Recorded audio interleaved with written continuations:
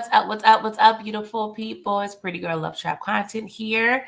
And we are discussing Bel Air Season 3, Episodes 7 and 8 today. Okay, so it is Labor Day. So, you guys, please be advised you may hear my little alarm sensor going off and on throughout this live because my husband is grilling. Okay, so yeah, I just want to hear the back door open and close it. Okay. So just wanted to let y'all know what's going on in terms of the extra noise if y'all should happen to hear it. Okay. Thank you so much, DeMarcus, for coming through. I appreciate you. Happy Labor Day, no Labor Day, whatever you decide to do. Okay. But I'm deciding to put in a little labor today. All right. Before we get into the shenanigans of Bel Air, please like the video, subscribe if you're not a subscriber, share, do all the things to support me if you don't mind.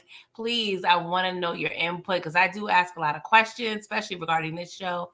So I will love your input in the chat. And if you're watching a replay, please let me know your thoughts in the comments, okay? Thank you so much, Marcus. Happy Labor Day. So we're going to get into Bel Air's episode 8 first, right?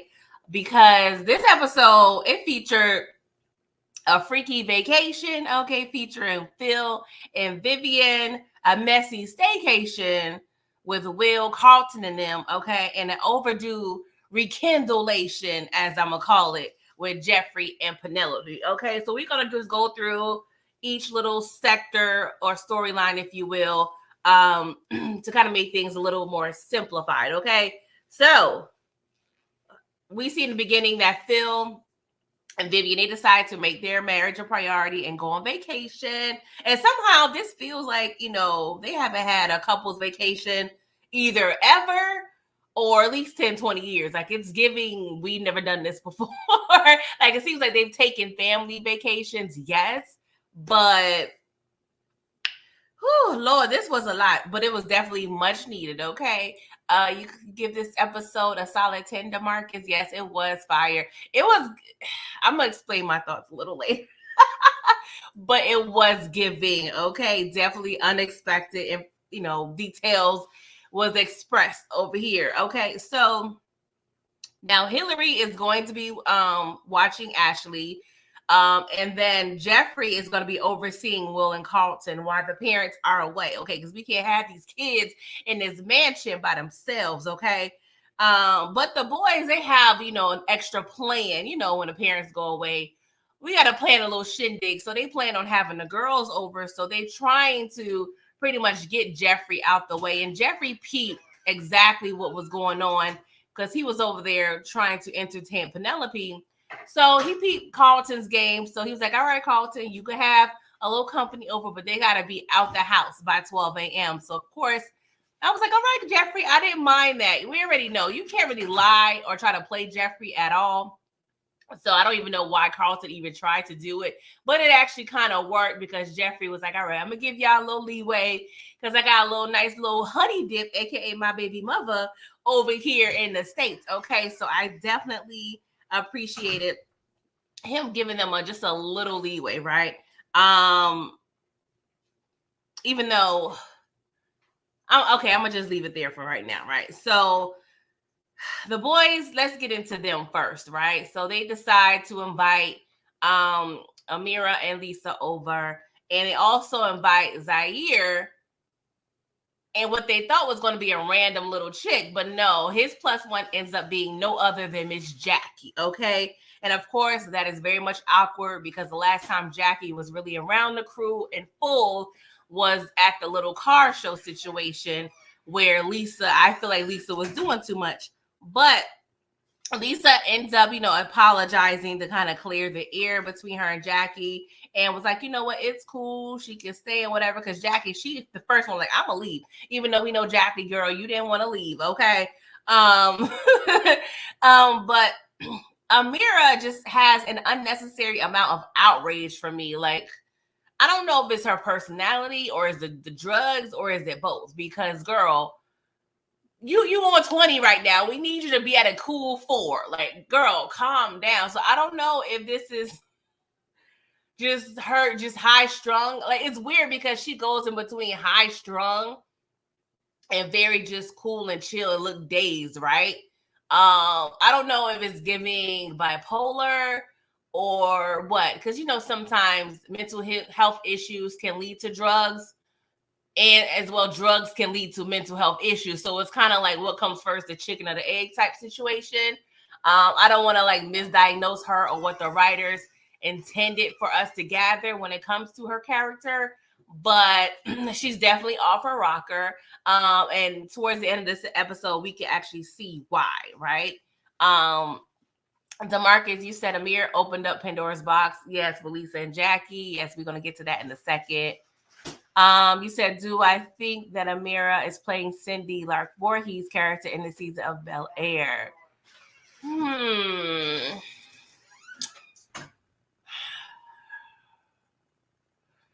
Now you got me like really, because I feel like I'm low-key a Fresh Prince historian, but I'm trying to remember all the details about Cindy. Like, Will has so many of the 90s classic women on the show, so I'm trying to remember what happened with Cindy. Oh, it's aggravating me now, DeMarcus. You really got me in my feelings, because now I'm like, what is going on here? I don't remember exactly what on with Cindy, because Will, he had a new honey dip every episode. DeMarc, you said Jackie didn't know it was official with Will and Lisa. Well, in this conversation, Will explains like, yo, Lisa, Jackie is my girl. Well, Lisa is my girl now, because Will and Lisa made it official the day after the car show. So this is her first time seeing them as an official couple, right? So Lisa apologized, but we'll get into the apology a little later, because Lisa kind of threw me off with a comment she mentioned, okay? So the guys and the girls, they decide to have a little pool party, okay? And of course, Amira, being messy, she decides to have a little heel and reveal game. And pretty much you have to share intimate detail or detail that nobody else knows, or pull a question from a little bucket, right? And normally I'm an advocate for these types of games, but you also have to you have to have some awareness and be able to read the room when it comes to the people that's playing this game, okay? The participants. You got to be careful with these things, because I'm like, can we just chill by the pool and enjoy this nice mansion? Like, why we always got to be messy? And this is the funny part to me, not the ha-ha funny, but the annoying funny, is that Amira is the new one to the crew and be acting like she just know everything about everybody. Like, girl, she be trying to read people like no other. We're going to get to her Will, though. But I don't know. I'm just the type of person, if I'm new into a situation, I like to ease on in, feel everybody out, understand, everybody's personality and the dynamics of everyone, not just come in just bogarting the whole situation. But I guess that's the purpose of her character. So Will, he decides to share his little, internal conflict with Blacksess, because Blacksess is supposed to be, an advocate for helping the community and the less fortunate, and his situation, right? Because now he's living, in a mansion, have a lot of access, but he's concerned about the people who have lack of access.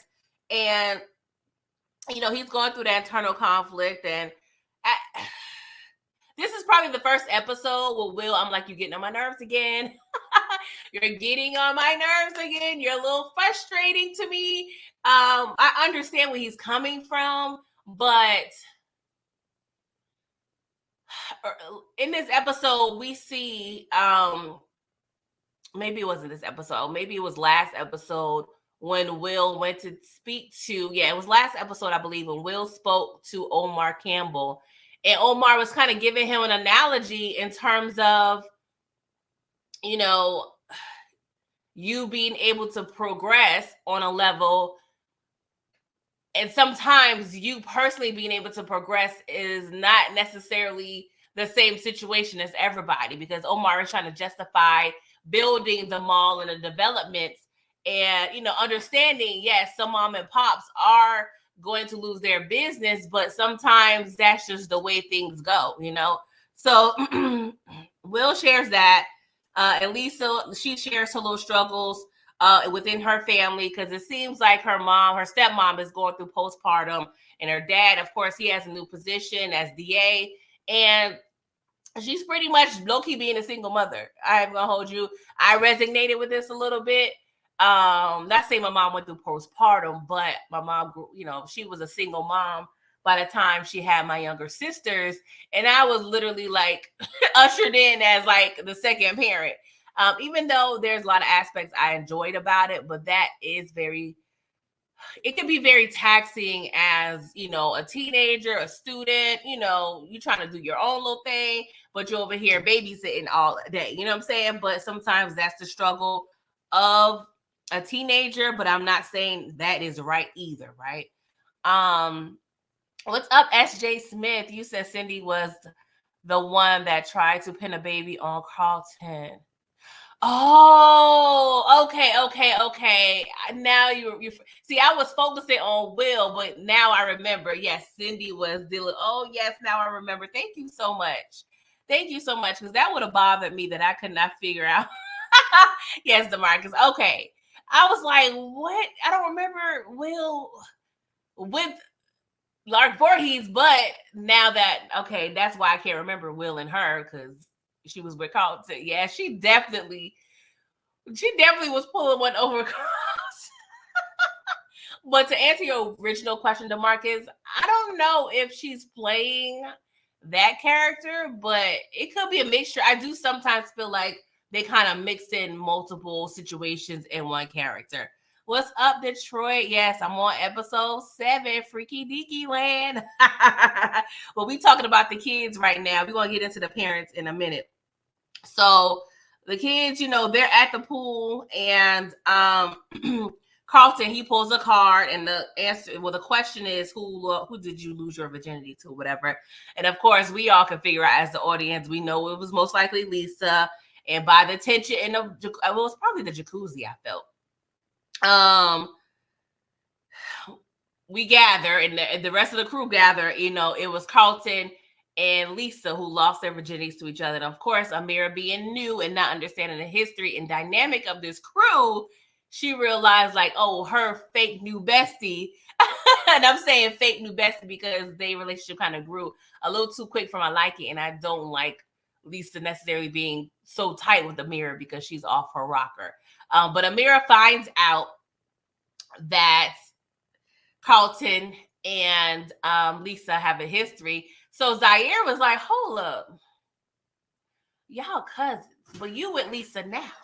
And he was like, well, I didn't know black people get down like that. Like I was waiting for somebody to say it. And they could have mentioned the messiness before on the show, but I know definitely as like content creators and reviewers and fans of the show, we've definitely mentioned how that was kind of cringe for Will to now be with Lisa, and she had a whole history with Carlton. Like that was kind of, a little nasty, whatever, right?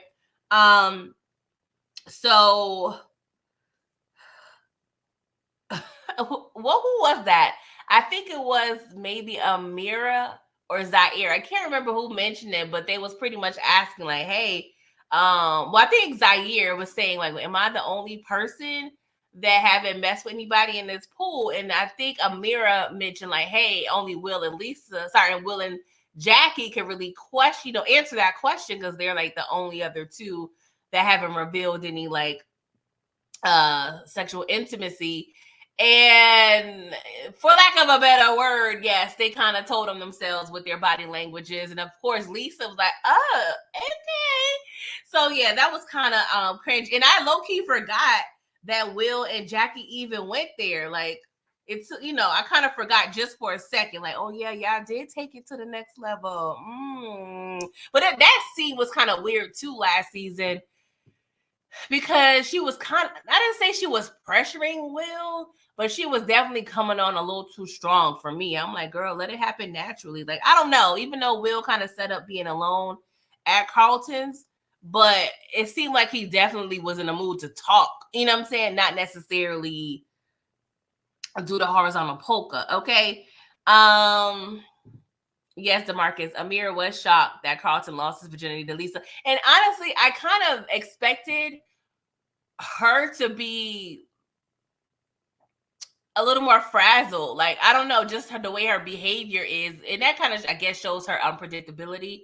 But I definitely, expected her to kind of overreact. Or not necessarily is that overreacting. I don't know. I guess depending on how you see the situation, because it was technically before her. But and this is what happens when you're in a new friendship group. You don't know everything that went on, so you're gonna have to tread lightly. But do y'all think it would have been Lisa's responsibility as Amira's friend to kind of explain, like, hey, I know we're beginning, to be friends. I just want to let you know I did have some history with Carlton? Or do y'all think, hey, would it have been good of Carlton to be like, hey, I knew we're going to be around Lisa, and I know y'all are being friends now. We did have a history. Just want to let y'all know. Like, I don't know. People handle different things, different situations, differently, but I don't know. That's a good question to kind of think about. Detroit, you said she talked to them. She definitely do. She definitely do. Hey, Monique Johnson. How are you? Monique 61 Ways Johnson. Let me get it clear, okay? Thank you for coming through. Please make sure y'all like this video. Hey, HEA. You said Jackie low-key stalker is she's waiting for him and Lisa to have an issue to swoop in. I can see where you can have that conclusion. I don't necessarily feel that way, especially in my eyes. Okay, from from Jackie's standpoint, she knows Will and Lisa have a thing going on, right? But up until this day, she doesn't know that they're technically official. Now, I'm not saying that she's not waiting and being close to kind of check the temperature of what's going on, but I don't know if I consider her stalker-ish or just, I don't know. I don't know if it's stalker-ish. I mean, maybe. Because she's not stalker yet, but ish. That's the part, the ish part. Yeah, she does do things like where she's kind of doing too much on some level. But I'm not necessarily mad at it either, because I don't know. I'm fair game. Like, if y'all not together officially, like I don't operate like that. But from the situation that we're seeing, I don't know. I'm not as mad as Jackie as I was last season. I don't know. I didn't see that for myself, honestly. I don't know how I got on Team Jackie, but I am. I'm not even gonna hold y'all. I definitely am. Not that I'm anti-Lisa. I'm not anti-Lisa, but I don't know. I've come to like Jackie. I don't know why. Maybe I'm toxic because she gives me Effie vibes for some reason, and y'all already know. Unpopular opinion, okay, but it is what it is. I'm just being honest. But she does definitely insert herself. HEA. I'm not even gonna hold you. You are definitely right. So after the little pool situation, it was very awkward. Okay, so Jackie and Zaire, they leave, and Will's like, oh, okay, how about some karaoke? So Amira, she decides to pose this question to Will, asking him, well, do you always change the subject when you're uncomfortable? And it seems like you avoid conflict, right? And before I get into the rest of the conversation, I feel like, Amira, girl, if you spend half the energy analyzing everybody else to yourself, maybe you won't be over here being a whole addict. Maybe you can get clean and healed if you focus on yourself. But maybe that's her. Maybe she low-key is an avoider of her own issues. That's why she's not healed, because she over there worried about everybody else, right?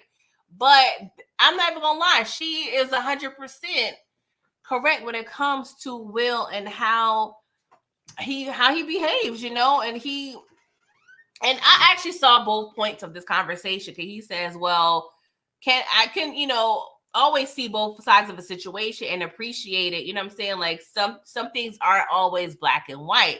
And she, pretty much told him like, no, you straddle the fence. Sometimes things are just black and white. I.e. the way you treat Lisa and Jackie.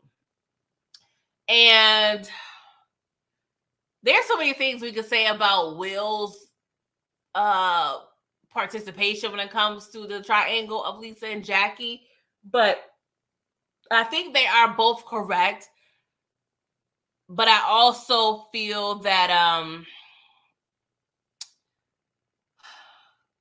Amira definitely hit something on the head. You know what I'm saying? And sometimes people don't realize things about yourself. And that's, I could say, one positive about being a new person in a group dynamic. You can kind of peep certain behaviors that either others don't recognize or they do recognize and don't even say anything, right? Because, Will was very dismissive of it. And he was like, Lisa, you don't believe that, do you? Carlton, you don't believe that? And they was like, well, actually, she's right. She's definitely right about it, right? And of course, Will can't handle the truth. You can't handle the truth. He couldn't handle the truth. So he decides to dismiss himself from the room. DeMarcus, you said Amira was right for checking Will. I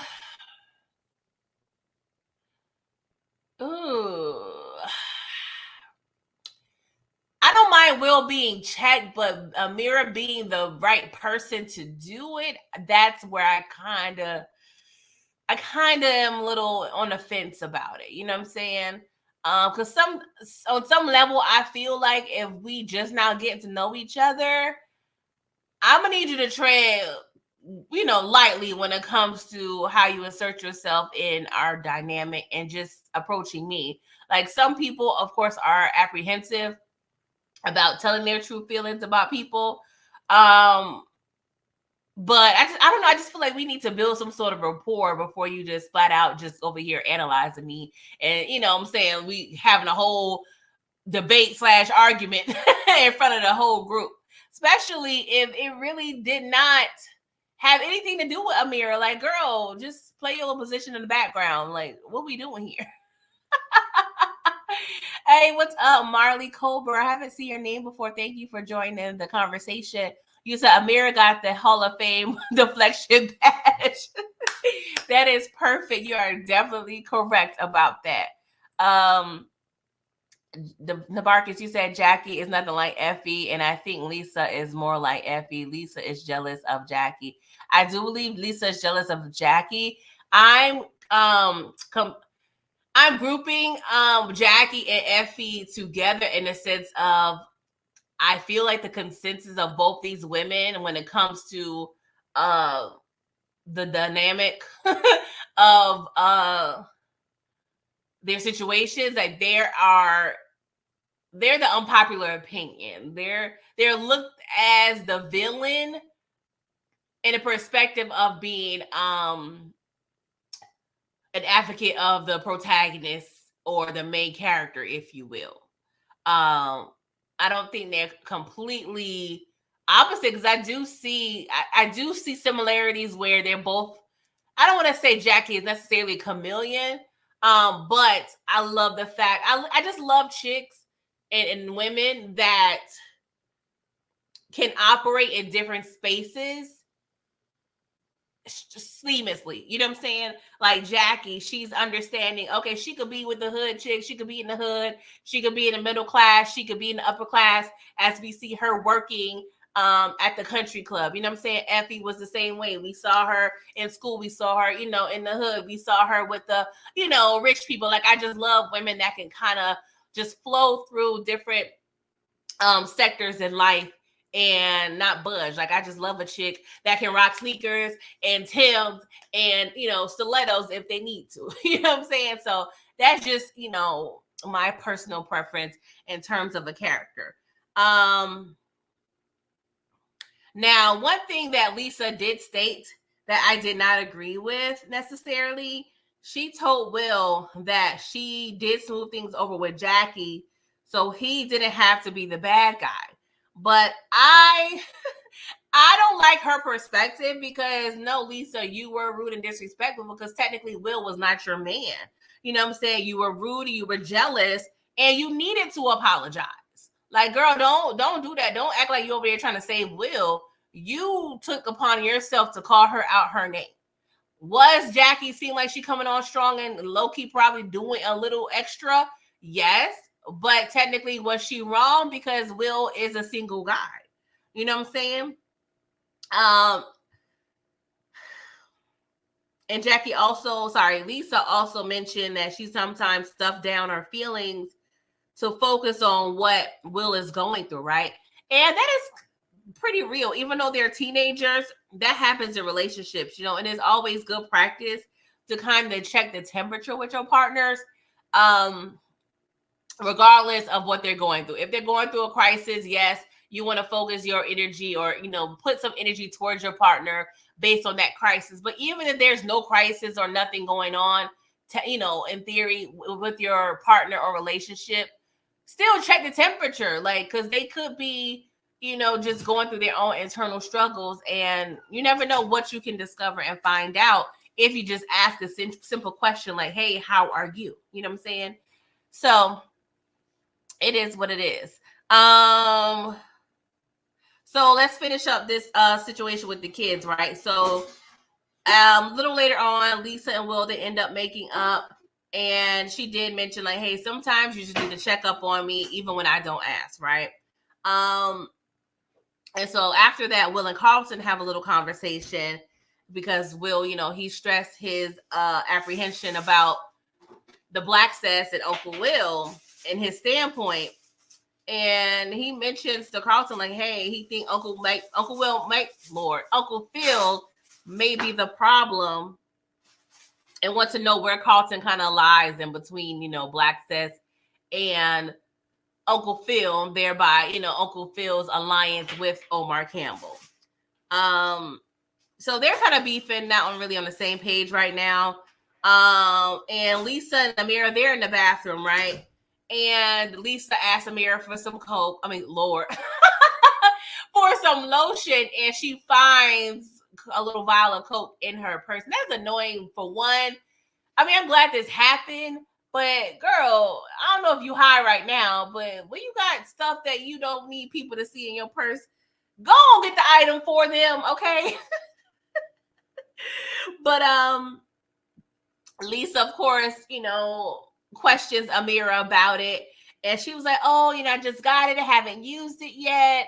And I'm like, "Girl, that thing look half full, but maybe I don't know how the purchase of drugs and how it's leveled out in vials. Like, I don't know if they fill up to the top or based on what you asked for. See, I don't know those details, so I can't speak to that, even though Amira is clearly lying.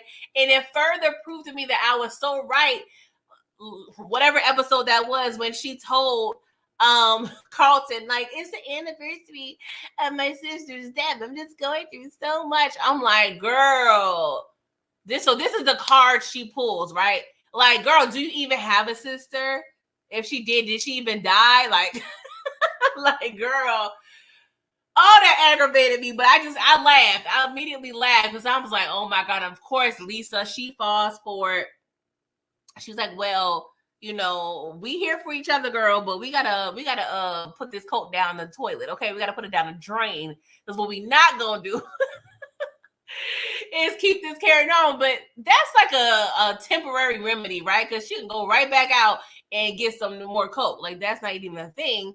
But of course, Amira, she asked Lisa not to tell Carlton because she states that Carlton's sobriety is dependent on her, and this will, you know, mess with his sobriety if he finds out about her. Like, Amira, she's good.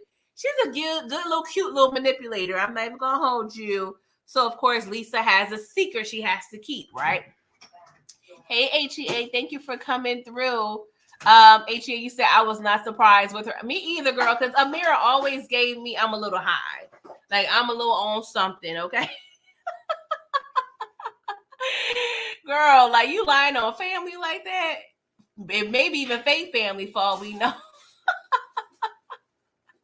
HEA said that's that junkie manipulation. That is facts. Definitely facts. So after that, Amira and Carlton, they make it official and they do the do. And I'm like, this is not even gonna be good because Carlton's gonna be falling in more deep, right? I really feel like he ain't been with nobody since Lisa. And then towards the end of the episode, and we see throughout the episode this Omar Campbell situation and Jazz, and things are ramping up. But Jazz and his crew decides to vandalize Omar's construction site, and Terrell, whoever the hell he is, he decides to burn up the trailer / office. And I'm like, oh, this is a cute little arson situation we got going on here. Like, is it that deep? I mean, it is kind of deep, but still, like, y'all over there doing a little too much. So we see Will at the house, and he decides to hide this little mask in his little momentum box from Lou. And of course, that tells us that Will was out there in them streets with Jazz in them. Okay, and I'm like, see, this is what I was talking about last recap. I felt like this whole Omar situation, Jazz and Will, was probably going to be an issue. And lo and behold, it is an issue. Oh, Lord. Okay, before I get into the vacation, because I did not mean to spend 30 minutes on these kids, but it is what it is, okay? It's no Labor Day / Labor Day. So here I am talking to y'all. What's up, Marley? Again, you said Lisa should have never promised Amira nothing. Lisa been knowing Carlton her whole life and is willing to risk his sobriety over someone she known for 5 minutes. That is facts. That is facts. But I think Lisa, I wish we could flush her out a little more in terms of a character, because I feel like she can be more layered, even though we're getting little glimpses of her stressors. Now, I'm not even going to lie to you guys. What I possibly thought what was going to happen somehow, because Lisa has been expressing her stress with her family, right? And she was expressing this to Aunt Viv. So I don't know why. I thought possibly the way the writers is going to spin it is somehow Lisa takes the drugs from Amira, put it in her bag or something, and Aunt Viv find it and think that Lisa was really doing drugs because she was under so much stress. I'm not even gonna lie. Yes, my brain did go there, but it didn't, thankfully. But yeah, I guess again with Lisa, she struggles with how to handle friends and drugs and all that. You know what I'm saying? So even though she feels like she's doing the right thing, it's not necessarily the right thing, right? Hey Tamika, how you doing? Thank you for coming through. So y'all, please like the video and let's get into Phil and Vivian in this vacation, okay? So one thing I want to mention before we get on this, before they get there, to Puta Mita, they're in the house prepping, right? And Viv, she got some little, cute little dirty blonde hair now. She's trying to switch it up. And she was questioning like if she went too far versus her looks. And Phil, he took her to the mirror and he pretty much had this dialogue just explaining like how beautiful she was, talking about her skin and her lips and how he's the luckiest man in the world. And I'm 99% sure that is the same dialogue from the original Fresh Prince. Now, I can't exactly pinpoint what happened in that episode, but I remember Uncle Phil and Vivian in the mirror in their bedroom and having the exact same or similar dialogue with that. So I don't know if y'all peeped that, but that was definitely a good little taste and touch from the OG Fresh Prince, right? So let's get into this vacation, okay? Like I said, they're Puta Mita, and it's Phil and Vivian, right? But they also invite Annie and Lamont, who's Lamarcus's parents, because they're about to be in-laws, okay? So they need a vacation. They've been stressed about their son, so that was cute, right? But they also run into Tiana and Caleb, and I don't know if I'm saying it right, but I'm gonna just say Caleb, who is Phil's fraternity brother. And it was kind of like a random run-in. They're frequent of, the resort. So it was kind of cute. them running into each other. So it's kind of like a, a triple date situation when it comes to this vacation, right? And I must point out, I love how Vivian was trying to check on them kids, and Tiana and Kayla was like, F them kids, okay? We on vacation. This is our motto. We got to do what you got to do. And I see both sides, because I can't imagine, like, just not being able to check on them kids, but also still trying to create boundaries for yourself in your marriage, and just stepping away from them kids for a minute, right? So at first we see the fellas, they kind of meet up, and Phil, he's venting about how his stressful client Omar is kind of taking a toll on him. And Lamont, I love the line he stated. He pretty much stated, it's a little stressful trying to navigate between creating generational wealth for your kinfolk, i.e., family, and trying to look out for your skin folk. Kinfolk, his family, and skin folk, our African American community. So I did love that Lamont mentioned that, but also Lamont, I'm gonna need you to stay off and lay off your son a little bit, okay? Don't be stressing that boy out trying to get back on the field. Like you pissed me off last episode, but you're kind of redeeming yourself a little bit this episode, Lamont. I'm gonna just need you to kind of lay off your son, okay? As Jay Smith said, Nikki was probably conceived this episode. Oh my gosh, that is hilarious. So yes, HEA, you remember she was in a lingerie? Yes, I love that. So Phil also expressed not only his career issues, but his marital woes with Vivian. I mean, that sounded kind of dramatic, but y'all know what I'm saying. So and Caleb, he pretty much saying the secret to a happy marriage is multiple orgasms, what have you. And he's the advocate of pills, i.e. Viagra, honey packs, everything. Okay, he does it all, right? And he's sharing like the freakiness, going on with his wife, that, she paid for a happy ending for the massage, and she actually watched. Like, it was a lot. Like, I'm not even gonna hold y'all. I was like clutching my invisible pearls watching this episode, because this is, Bel Air don't really go there. You know what I'm saying? It was giving low-key Skinamax a little bit. I'm just like, I don't know. Like, I feel like I had to question, like, am I old enough to watch this? Am I mature enough to watch this? Like, I don't know. Just see the experiences that Phil and Vivian kind of went through this episode. It was borderline cringy to me, mainly because I don't know. Like, I feel like they my parents, little kid. Like, I don't want to see this. I don't want to see this at all. It was a little too much. Okay. So the ladies, they are over there at the pool, and Tiana, she's sharing that her marriage is open, and, is what makes them happy. Annie, she's over there sharing, her and Lamont's little explorative methods using paddles or what have you. And Vivian, she's like me. She over there clutching her pearls. Like, we see she's kind of shocked but intrigued a little bit.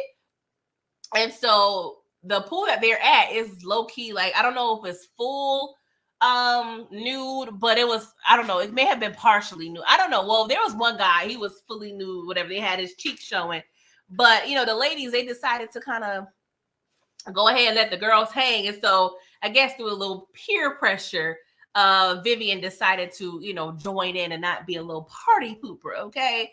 So I think she's kind of liking enjoying this a little bit. You know what I'm saying? Like, yeah, it's a lot. It's a lot. So later on, Phil and Vivian, they kind of compare notes, and, he's expressing what he learned from the guys. She's kind of divulging what she learned from the girls. And Vivian was like, yeah, maybe it's something to it, being open. And Philip was like, what you talking about, girl? Like, what you trying to say? And she was like, well, we can just stay open and flexible. And he was like, all right, whatever happens this weekend, whatever happens, right? So all the couples, they kind of reconvene. They talk by the pool. And Annie pretty much asked, Caleb and Tiana, like, hey, like, how and why did you decide to open up your marriage? And they kind of explain, why. And then we turn into this, of course, they're all fraternity brothers. So, C Murder comes on and they find some other fraternity brothers and they end up having a whole little party hop or whatever you call it. I'm not saying whatever you call it, but it's different terms for me. I know this, I'm part of a sorority where they are technically the alphas are fraternity brothers.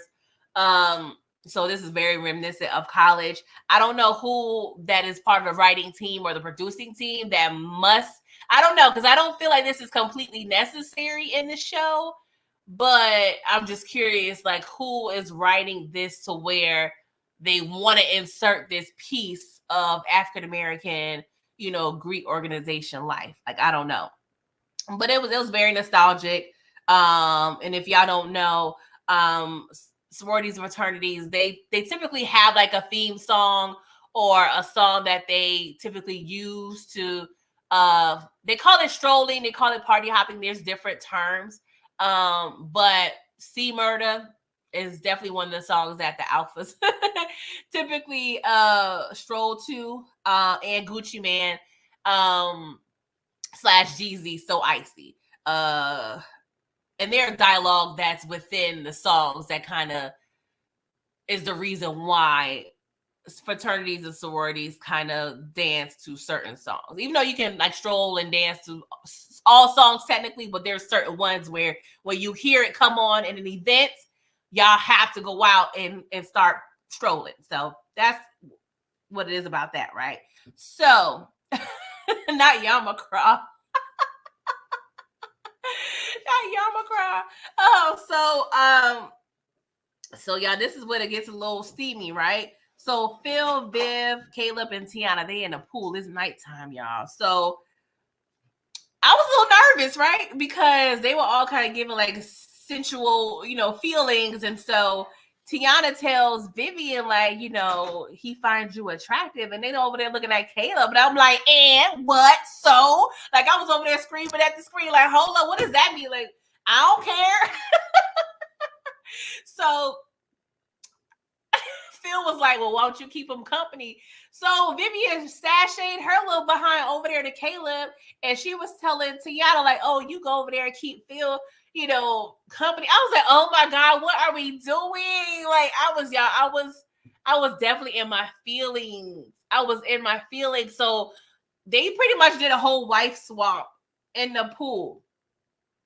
And so they kind of cut off that scene, and we see another scene of them kind of walking in the hallway, and Caleb and Tiana reach their room, and Vivian was like, oh, that was so much fun, yada yada yada. And so the doors opened, and Tiana was like, well, you want to stay for a little nightcap? And I was like, no, we don't. We done drank enough. Get out our face, okay? I was being very much protective of this holy sanctity of marriage up in here, okay? And so we see Phil and Vivian go in the room, child. And I'm just like, oh my God, what are we getting into? It was so cringe, but we don't see what happens in the room. But when Phil and Vivian leave Tiana and Caleb's room and enter their own room, they kind of look like they done went through it all, right? And yes, I did see Professor Milgram. And why they have her being a little thotty? I hope she don't get typecast, but let me move on. So Vivian, upon entry of her and Philip's room, she was like, well, I cannot believe we allowed another couple to almost seduce us. So I was like, okay, almost is capitalized in my head, right? So Phil, he goes to say, I did enjoy watching you have fun. So that's when I'm like, hold up. What do you mean? Like, what fun are you talking about? Are you talking about being cozied up to Caleb in the pool? Or was Vivian doing something a little extra in the bedroom with Caleb and Tiana? Like, was y'all like doing a little foreplay? Like, I don't know. I just needed the particulars. I'm like, can we be a little more specific here? Like, what did you enjoy, Philip? What did you enjoy seeing? Okay, was it a little ass smacking, a little like I need to know. I need to know, even though it was cringy the whole time, but I still need to know what exactly went on. Okay, I'm too nosy for this. Y'all need to let me know what had happened. What was y'all doing? But, they pretty much insinuate the little seductive, situation was unsuccessful. So nothing full throttle happened, but I still was kind of nosy, like, what exactly happened? Okay. But they allowed, the moment to kind of take itself, and they decided to use that spice, and experiment on the balcony, if you will. Will was over there, had his head around her neck, and I was like, oh, okay, I'm okay with this. And y'all with each other, I can do this.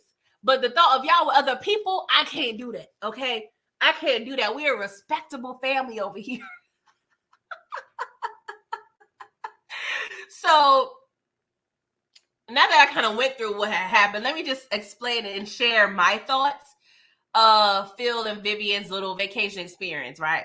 And let me just say, I personally subscribe to marriage being a two-person club, okay? Two-person club. And I don't, it could be man or woman, woman or woman, man or man. I don't care, okay? You love who you love. But I think of marriage and the sanctity of marriage as a two-person situation, right? But I am also an advocate of whatever works for your marriage work for you. Like, I am no person that can judge what can make other people happy in their marriage. Like that, I am no expert. I'm 4 years plus in a marriage game. Who am I? Who am I to judge what works for you? Okay, that's not for me to decide, right? But I do feel like with Philip and Vivian specifically, adding additional folks in their marriage is totally unnecessary, right? Like, first of all, y'all was jealous about flowers being received and upset about kisses. Like, I don't think y'all could really successfully and mentally handle a community marriage. Like, that wasn't going to work for y'all. And just going from like being sexless for 8 weeks to straight swingers, like that's a huge gap. That's a huge transition. Like, that was not going to work. Okay. But I just think they were so like intimacy and sex deprived that everything just seems good. Kind of like, when you extra hungry and you drive and you ain't eat all day and you passing by McDonald's, you passing by Wendy's, you passing by Burger King, you passing by Arby's, you passing by, just all the restaurants, and you don't really typically eat like that. You don't be eating at all them places, but since you so hungry, everything look good. Like, dang, I could go for a Big Mac. Dang, I could go for a 4 for $4. I could go for a Whopper. You know what I'm saying? Like, I think that's what they was pretty much going through. And that just kind of allowed them to be open to anything mentally, right? But I think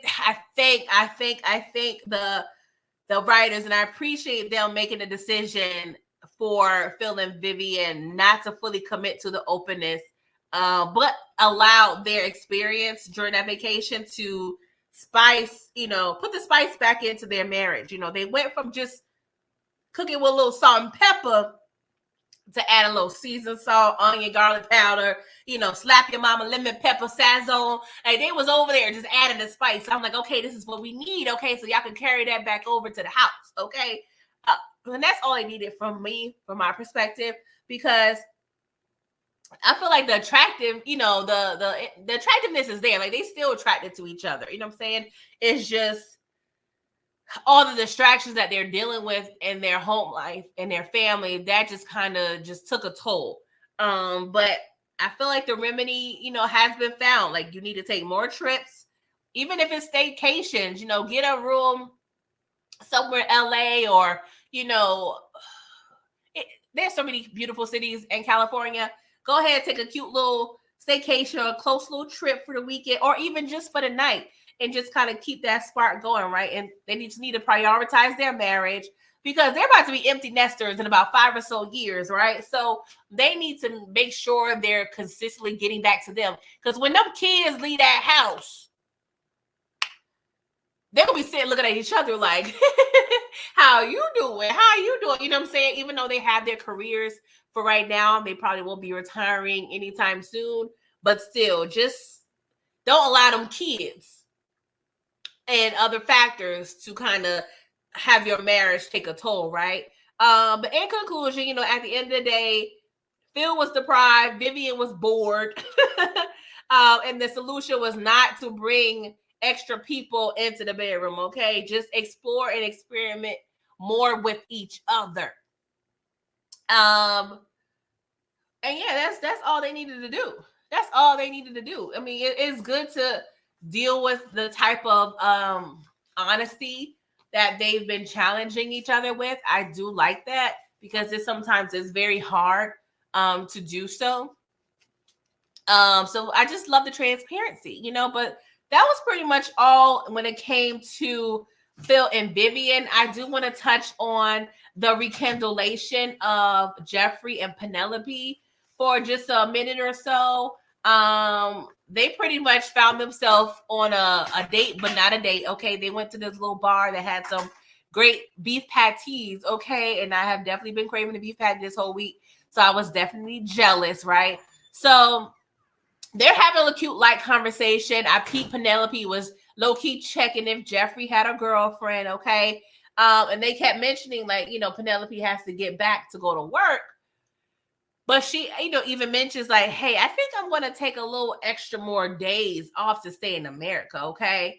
And in the midst of them kind of having these light conversations, there is, of course, testosterone in the building. Somebody was doing way too much. And we already knew Jeffrey about that action. But Penelope was like, no, babe, let's just chill out. He's not worth it. But Jeffrey ended up meeting a dude in the bathroom and giving him all the John Wick treatment he could find. Okay. And I think that, turned Penelope on or whatever, because you're like, you thinking like he fighting for my honor or whatever. That's kind of, toxic, but it's kind of sexy. Okay. So they end up hearing, I don't know that the name of this song. Boom, boom, boom, boom, boom, boom, boom, boom, boom, boom. But y'all, I was over there ticking, doing all of the Jamaican dances up in my on my couch, y'all. I was like, yes, dirty wine. Okay, it was giving all the flavors. It was giving Brooklyn vibes for me. Okay, so it was giving all the things. Ponder replay. Okay, give me the shot and ball, the shabaregs, the with the pliers, and oh my God, it was giving all the things. The patra of it all. Okay, it was giving. So of course, she ducked rewind a little bit, or Jeffrey, and they shared a little kiss, y'all. I was like, so y'all can't be playing those songs and not think y'all ain't about to be body rocking, knocking the boots, okay? Because I remember Flex, Time to Have, yeah, they would definitely play that at the end of the club, okay? Because that's when everybody had to figure out like who I'm going home with, okay? Well, we about to do tonight. So I do hope they kind of make it their way back to each other. Penelope, you can come on over here and create a whole new life in Bel Air. Or Jeff, I don't know if Jeffrey should go over there, y'all. So much heat over there in London. Hey, Steven, thank you for coming through. Marley, you said you think they almost went overboard with the Lowry seasons. Yeah, you're right. It was about to be too salty up in there. Okay. Happy Labor Day, Steven. HA, you said, did it seem like a setup for Penelope or someone sent from Roman? Oh, are you talking about the guy that Jeffrey was having beef with in the little spot? I didn't see it that way. I just thought it was a random, little situation. Now, you never know. I wasn't thinking that far, but, we already got I don't know. Like, I don't even know if the whole Roman, London beef situation is over. Like, do y'all think it's squashed? Like, do you think Jeffrey gave enough money for the crew to be like, all right, we good? I don't know. Because if we do have another season, we have to have some sort of conflict in the show. It's just not going to be, just, all hunky-dory. So I don't know. HA said that scene reminded you. Oh, yeah, it is reminiscent of Love Jones. I didn't even think about that. You are right. Because I was thinking, like, it feels like something I've seen before. But now that you mentioned it, yes, I got it. Definitely. Y'all was running my mouth. Y'all was over here updating these little photographs. Okay, my bad. Y'all know I just started running my mouth. The market said Jeffrey choked David on his neck to the bed. Penelope, yeah, yeah, it was giving John Wick to me. HA said that is so true. I remember once on vacation, I slipped a room key afterward. That's oh, girl. Let me find out. HA got a story time for us, okay? Yeah, I never. Nah, I don't think I've ever had to deal with anything like that. But girl, yeah, you can't be playing them type of songs. And they, they Caribbean or whatever. Well, what is Jeffrey? Okay, it can get complex because it's a lot. It's a lot. But yeah, we gotta move on to episode 8, you guys. My personal opinion, episode 8, not a lot went on, honestly. So I'm probably gonna try to get through this as quickly as possible. So you guys, let's just go through each little storyline, just quick, fast, and in a hurry, as fast as we could. Okay. So let's talk about Hillary and LaMarcus. Okay, so LaMarcus and Hillary give Carlton and Will some groomsmen invitations. Okay, for their wedding. And they kind of hint at Hillary not really devoting any of her time to her career because she's so focused on LaMarcus's recovery, right? So LaMarcus was asked to accompany Hillary to her agency meeting, but the agency is more focused on the relationship story and focusing on that in terms of Hillary being on the front of, influency. Okay, I think I feel like I made that up, but she's an influencer. Okay, so they want to focus on just the trials and tribulations and the ups and downs of her and LaMarcus's relationship versus her and her little chefing endeavors, right? So in the most cheesiest way, LaMarcus asked Hillary to marry him in 1 week. Okay, we had Jagged Edge over there playing, "We ain't getting no younger, we might as well do this," which is low key not really romantic to say. I mean, you pretty much saying might as well. Like, that's might as well get married. Like, I don't know. Like, it's a fire song, but it's not really romantic. But that was kind of cheesy. I don't know. I didn't really necessarily love that reproposal, if you will. But it is what it is.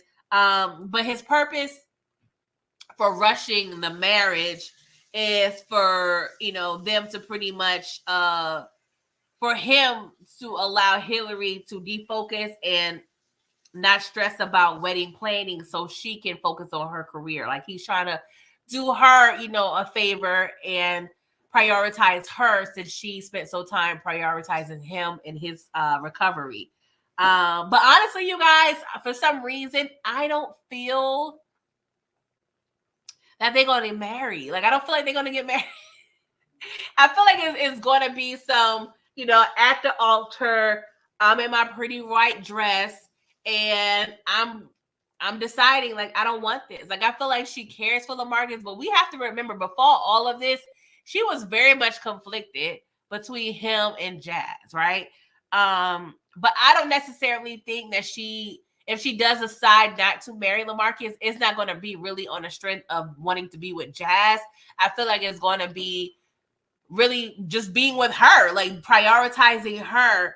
And I think she's going to realize they're moving too fast. And I don't know, I also thought, what if, because sometimes these shows be messy, right? So what if LaMarcus accidentally, air quotes, overhear Hillary talking to Ivy or Ashley about her kissing Jazz, and LaMarcus kind of reacting to it? I don't know. I kind of thought as a possible option, because I don't know. I feel like we're not done with this kiss gate situation, right? So I don't know. I just don't feel. I don't feel that they're going to get married. I mean, they could, but I feel like for some reason they're going to amp up this little storyline. And we're going to need some more dramatics. That's going to happen. So we'll see. But that's all I want to talk about in terms of Hillary and LaMarcus. Let's get and discuss Phil, Omar Campbell, Will, and Jazz, right? Because like I said, I felt like this kind of conflict was going to occur. So Will, he was invited to the meeting, right, with D.A. Wilkes. So we're having a meeting with D.A. Wilkes with Phil, Omar, and Will, right? Because they did try to figure out what's going on because we had some arson, right? And of course, Will wasn't really originally supposed to be a part of this meeting, but Carlton, he heard Yolanda's name, was like, hold up, Will, you know about her. Like, you can provide some insight. So Carlton over there, running his mouth. Okay. And so Will, he plays dumb during the meeting.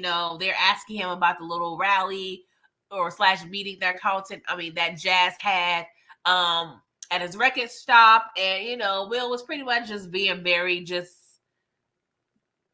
very demure, you know what I'm saying? Just very coy about it, just say, hey, it was only like a dozen or so people. We were just talking about, opportunities, yada, yada, yada. So he's excused.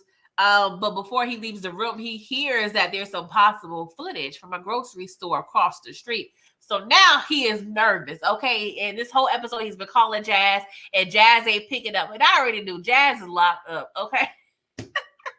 He ain't picking up. He ain't picking up because he is choosing not to. It's just because he can't, okay? Oh, Lord. So Carlton pretty much gives Will an ultimatum and tells him, hey, you going to tell Uncle Phil about this vandalism and arson thing or not? Because if you're not, then I will, right? So now they're beefing, and Phil has a meeting with the Campbell investors, and they're wary about all the press and community backlash and Yolanda. So they provide Omar new terms, right? And they're pretty much saying, hey, like, if y'all don't agree to these terms, we're going to cut our losses and move the F on, okay? If you don't accept. Like, it's no thing with a chicken wing. We got millions upon millions to throw away, okay? So it ain't that deep. It ain't that deep. So when Will is told by Carlton, like, hey, these investors are thinking about backing out of Campbell's, projects, Will is surprised. And I'm like, how, Sway? And this is the thing about Will. You do all this action, but you don't think about the repercussions of the action. Like, you do all this rah, rah, rah, but not once have you really understood or really thought about the consequences of doing the actions that you've been doing. You so gung-ho trying to be, about the community and Black power, and I get it, right? That's not a wrong stance to have, but you have to understand that this nice huge mansion that you're living in, yes, it's resting upon this one client that your uncle is representing. Like, you're going to have to realize, like, your actions is directly going to affect you.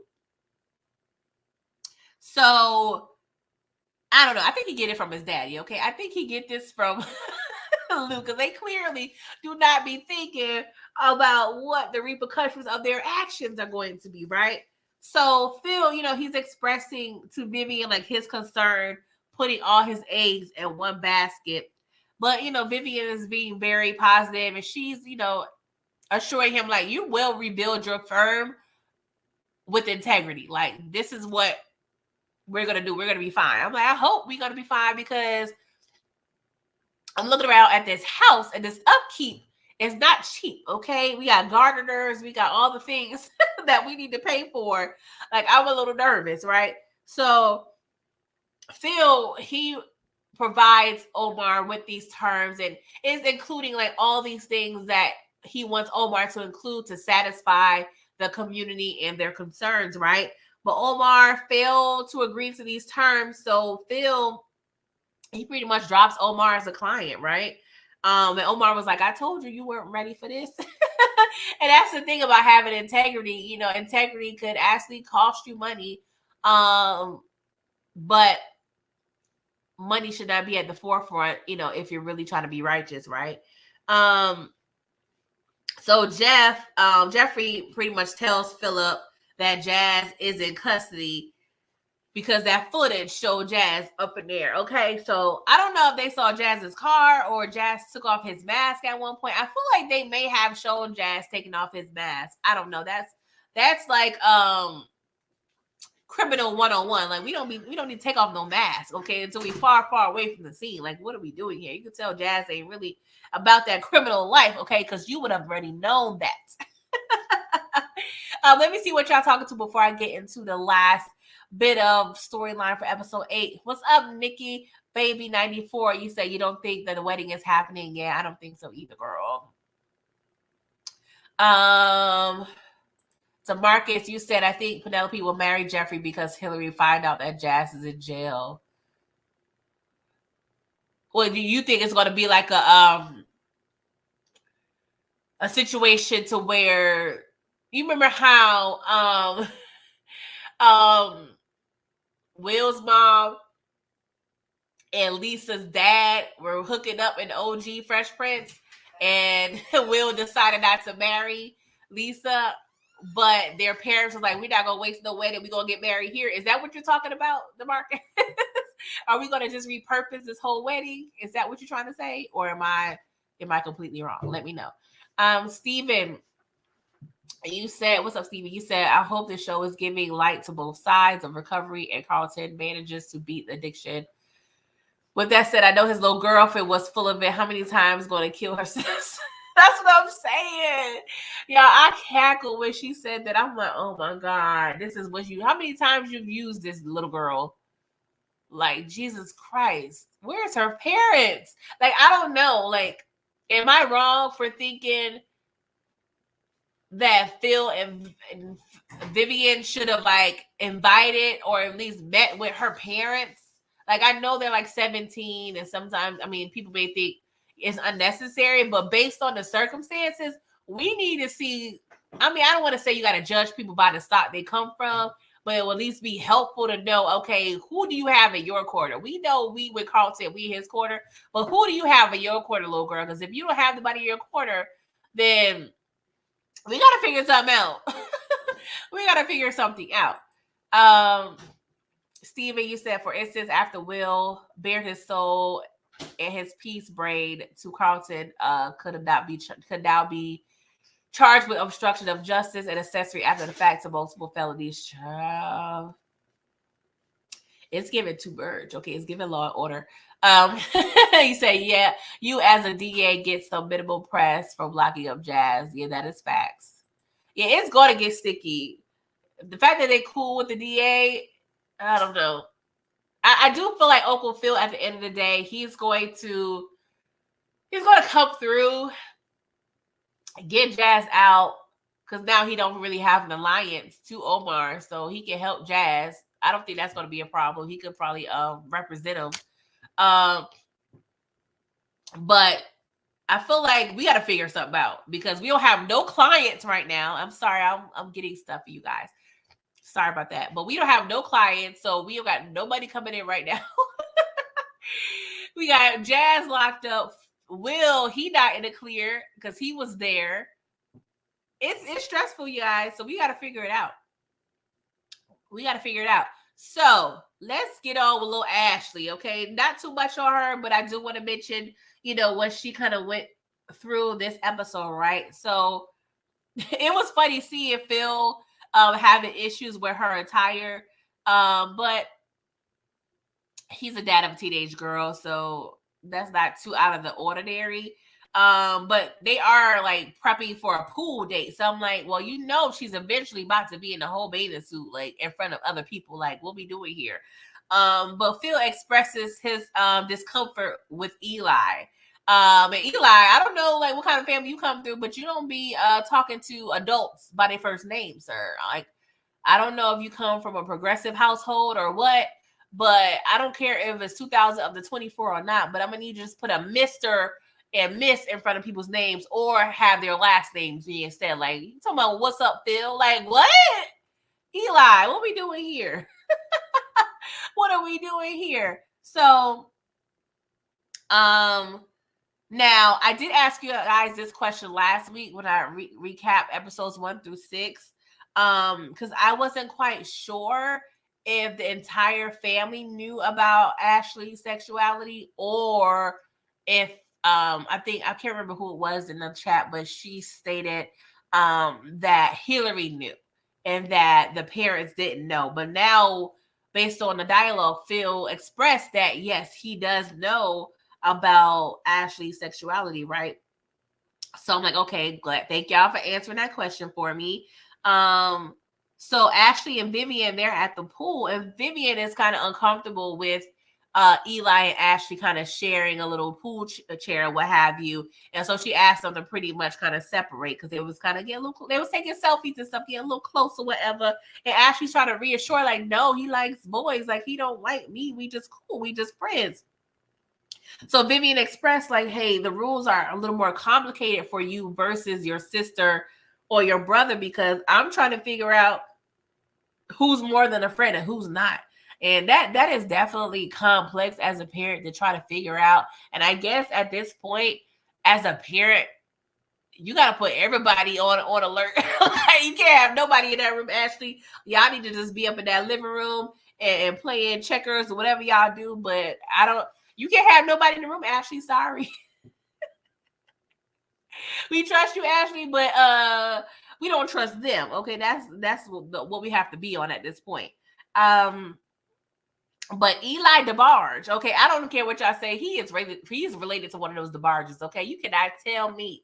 And the fact that he was over there singing, I was like, oh, yeah, he is definitely DeBarge, okay? I don't know, I could be making that up, but he's giving me DeBarge vibes. Just his whole mannerisms, his aesthetics. Like, I don't know. I need to look and do some research on this actor, okay? But they're in Ashley's room, and he pretty much confessed his romantic interest in Ashley, right? And she's like, oh, okay. So she's kind of liking it. So I'm like, okay, storyline, where do we go from here, right? Will Ashley be completely transparent with her parents and be like, hey, update.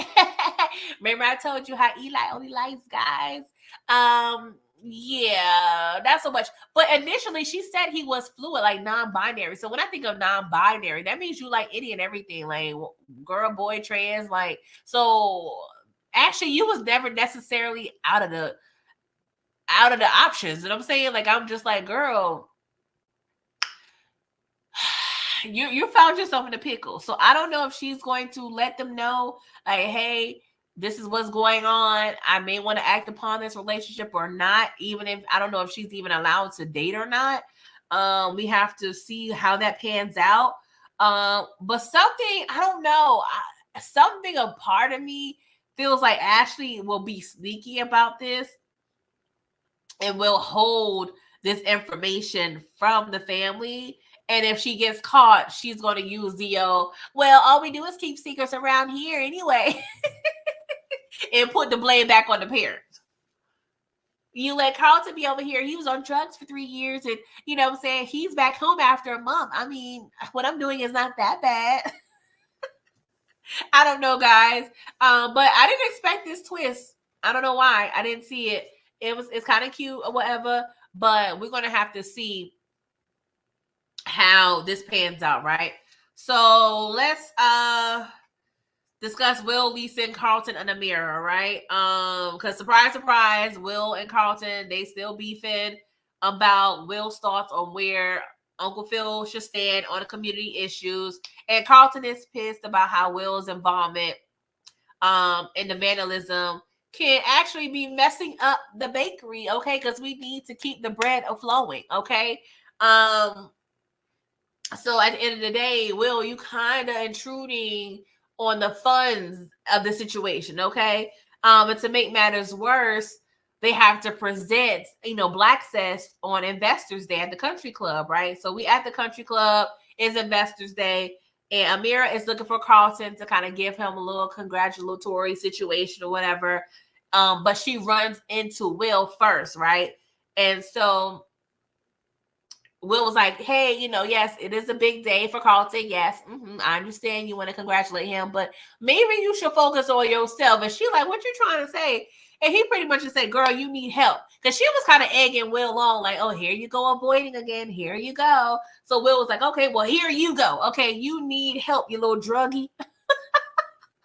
You little druggie. He didn't say it like that, but he was just as classy he could possibly be based on the situation, right?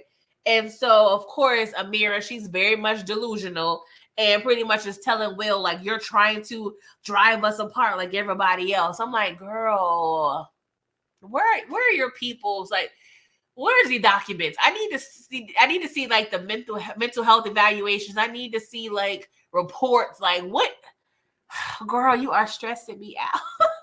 So, girl, why are you here? Oh, God. This girl is a lot, right? So she ends up confronting Lisa, and Lisa's over there texting Will, asking him, what did he say? And of course, he's not answering. He put his phone down, so Carlton was able to see the messages. He was like, yo, what did you say to Amira? Like, what's going on? And so Will tells Carlton about the Coke situation. And of course, Carlton is on the verge of a mini crash out. Okay. We're minutes away from presenting our Black Access situation to all these investors. And now Carlton's over here in the midst of a whole crash out, trying to figure out what's going on with the mirror. But Will, he goes on by himself to present. He does a horrible ass job. And Carlton found it within himself to put his crash out on hold and successfully execute their pitch to investors day. So I was happy about that because I was a little nervous. I was like, Carlton, please just put all the issues aside for 5 minutes. We just need 5 minutes and you can go back and continue with your crash out, sir. So after the presenting, Carlton realized, Amira shared his location with him. So they was able to realize that she's still in the country club. We see Amira over there coked up and she falls into a pool and the crew find her just in nick of time. So they take her out the pool and they pretty much revive her via CPR and Narcan.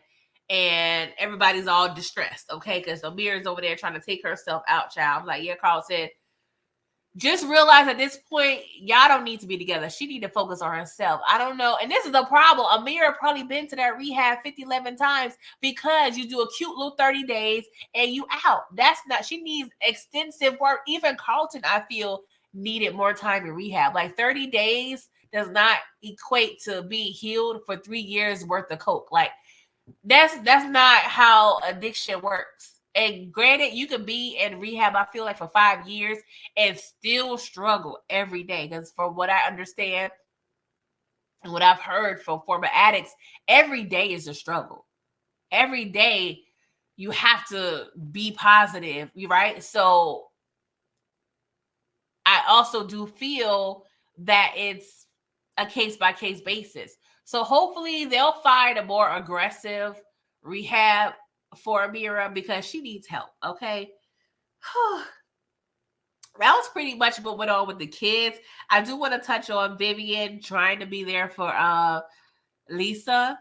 And she talked to Mr. Wilkes about how Lisa's been feeling about taking all the extra responsibility with her younger brother and that her stepmother seems to show a lack of presence physically and mentally. And Vivian is expressing like, hey, I've been through postpartum. I understand what she's going through or possibly be going through. But of course, D.A. Wilkes ain't try to hear it. He's like, I'll worry about my family and you need to focus on yours. And so Vivian was like, excuse me, what you trying to say? I don't know, y'all. It was giving like digging on Carlton a little bit, in my opinion.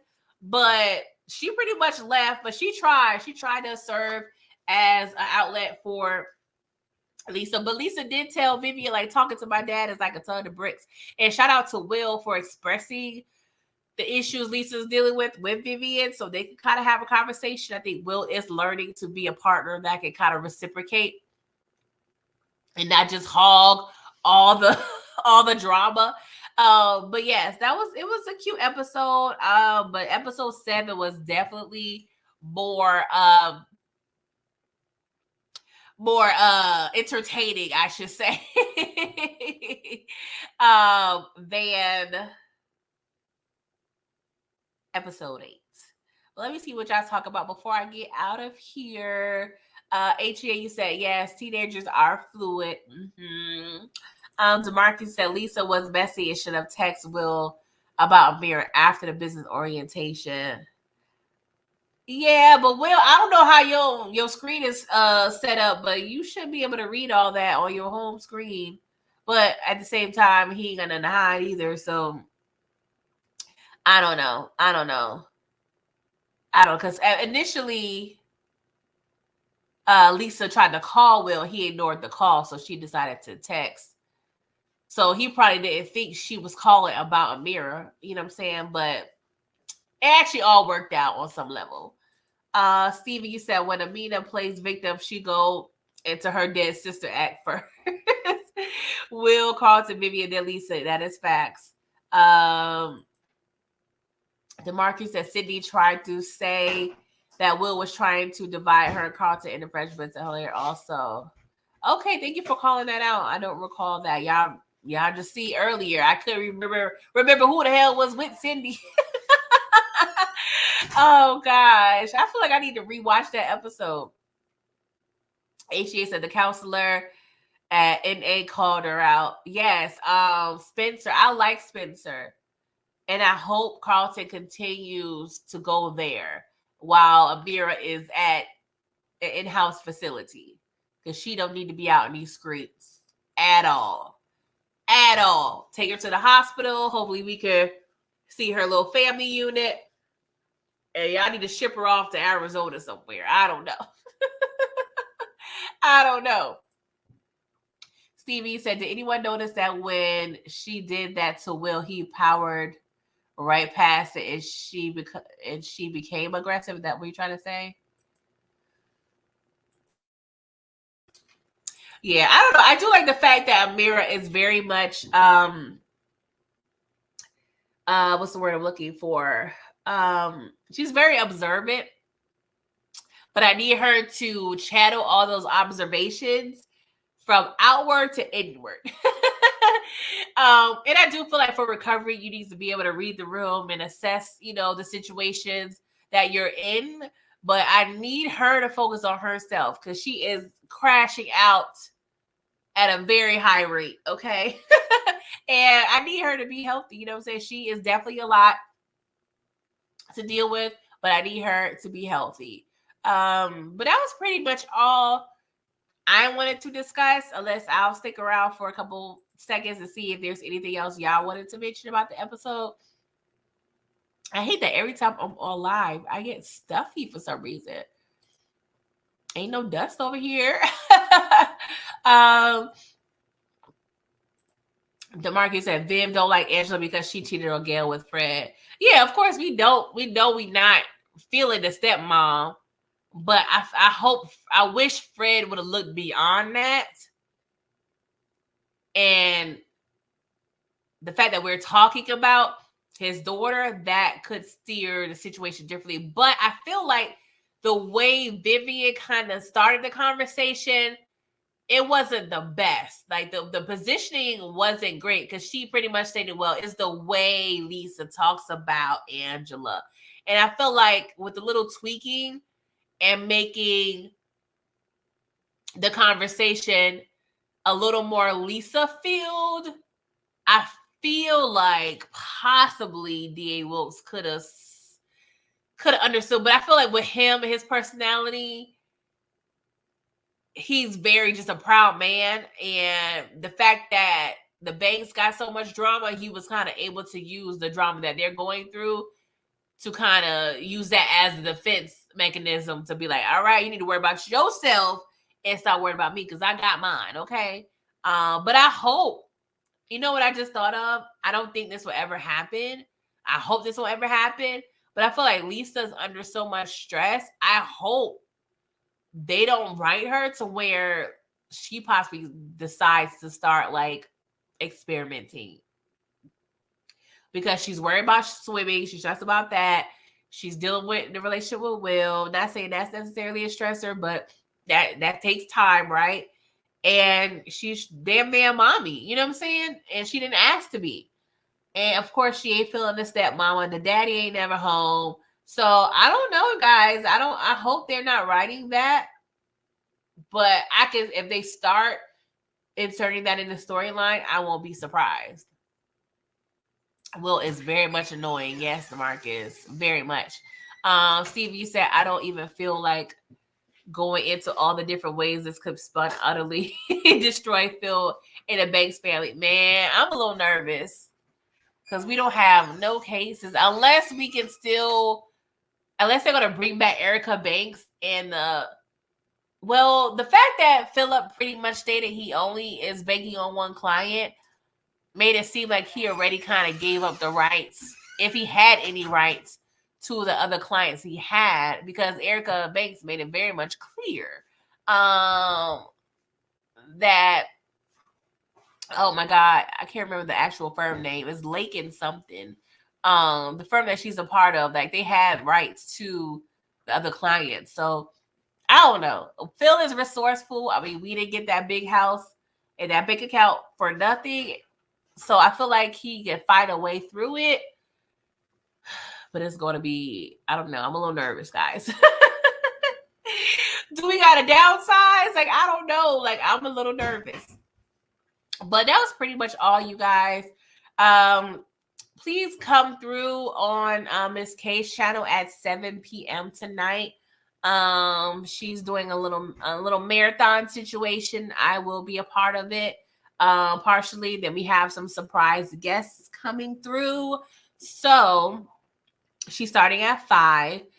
So it's going to be a few hours at the very least. Okay, it's a marathon. So whenever we feel like getting off, we're going to get off.